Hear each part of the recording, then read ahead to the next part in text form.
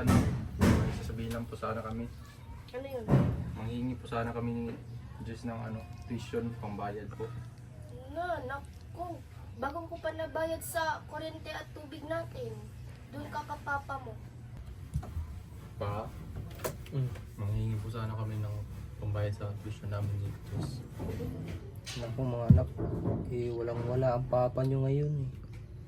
Ganun po ba? Pero sige, baka sa susunod na araw hahanapan ko ng paraan. Sige po pa. Salamat po. Tara na. Pa? Oh, anak. Ano po? Sabihin sana ko pa.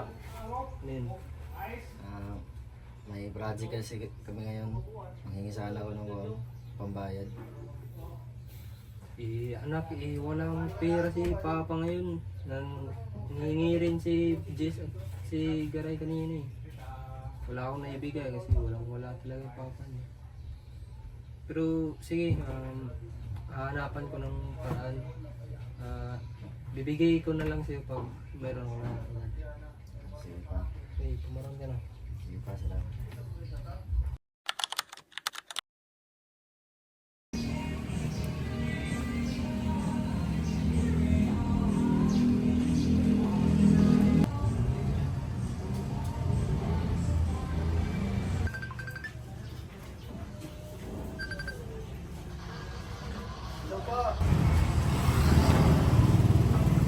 Pa, wala na akong pera dito pa.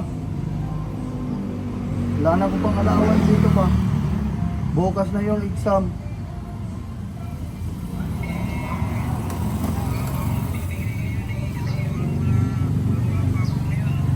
Paano na yan pa?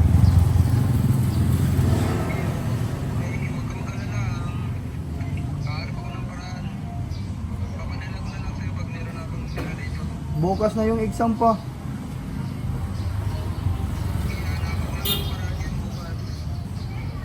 Sige pa. Sige pa.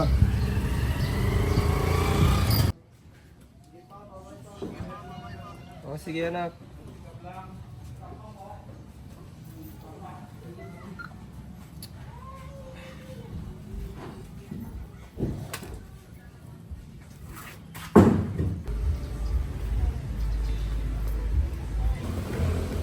Pre, magdumalo tayo ngayon pre oh. Pre, daming problema ngayon pre. Ano ba na pre? Nagkasabay-sabay yung mga hinihingi ng mga bata ko sa tuition nila. Yung isa nasa malayo, wala na daw allowance. Huwag ka mag-aalala pre. Sagot ko lang ang mga tuition ng anak mo. Uy, sigurado ka pre. Oo! Miss mo kita boy. Salamat pre.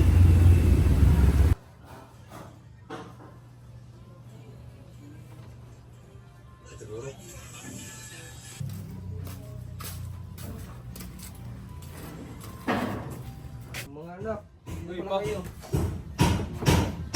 Upo pa kayo.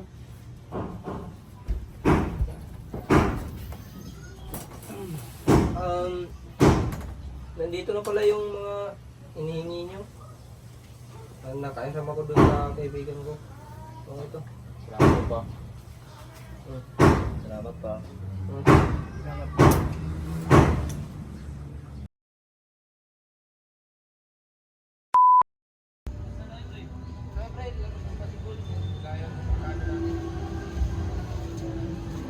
Ano kayo nilalaro pa yung mga behind the scene mga dribblings, Step back.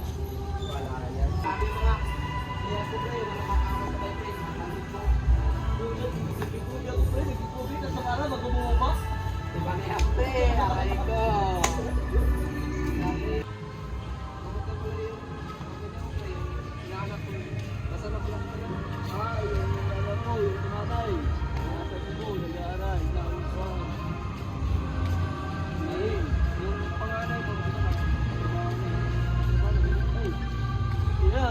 Tumawag.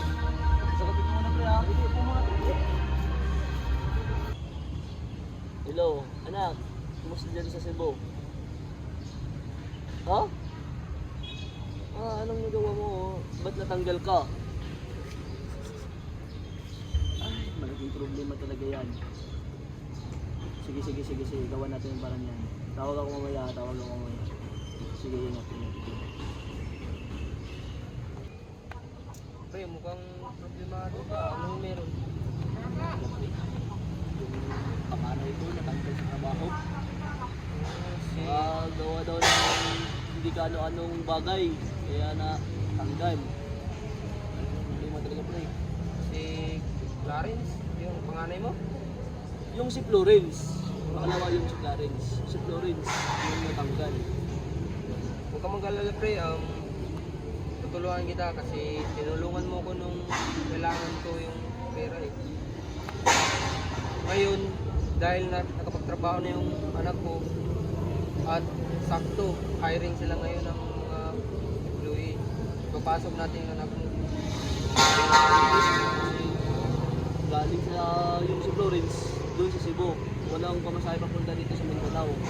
Walang problema yan, pre. Sagot na. Totoo, pre? O, pre, sagot na lang yan, pre. Okay, mahal na mahal talaga kita, boy. Tunay na, boy. Salamat, pre. Tatawagan niyo muna, pre, ha? Tatawagan niyo, pre. Pre, mag-alas 10 na pala. May lalakarin pa ako. Mauna na ako, pre, ha? Hey, salamat, pre. Tatawagan na lang kita, pre. Pre, ingat ya, pre. Ingat.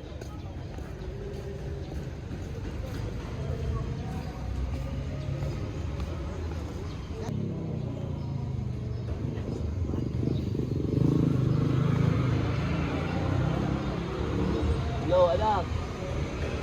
Magandang balita. Sa Makalawa, uwi ka na lang dito sa Mindanao. Yung ninong Mark Dimpo, sama kami kanina. Hiring pala yung anak niya. Uwi ka na lang dito sa Mindanao. Padalang kita ng pera. Oo, sige. I-send mo lang lagyan yung Gcash mo, tapos papadala ko siya yung pera. Sige, Papa. Maraming salamat. Sige, ingat. Sige, bye-bye.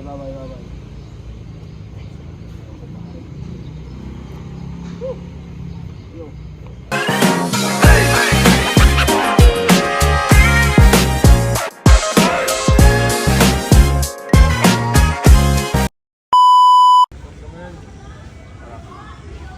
Bigyan mo ng montage. Mga anak, nandito pala kayo. Uy, pa.